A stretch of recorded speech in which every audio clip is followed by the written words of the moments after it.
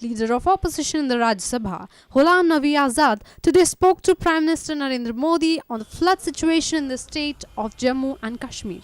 The situation in Jammu and Kashmir is grim, as floods have claimed nearly 100 lives. Congress has demanded that this be declared a national calamity. Ghulam Nabi Azad demanded that immediate steps needed to be taken to shift the flood victims to safer places. The Prime Minister has assured all possible help to the state in this hour of crisis. The Prime Minister has been requested to immediately place funds at the disposal of the state government.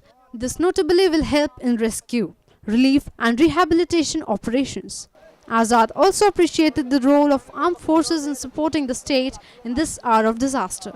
The Congress leader said that public infrastructure like roads, bridges, drinking water systems, power distribution systems and private properties such like houses, shops, vehicles and livestock had suffered damage due to the floods.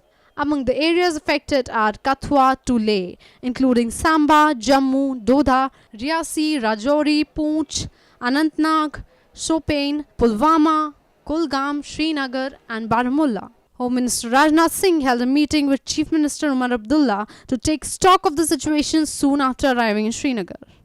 अभी chief minister के साथ seating हुई है सारे यहाँ के administration के भी अफसर से और सिचुएशन के बारे में जानकारी हासिल की है।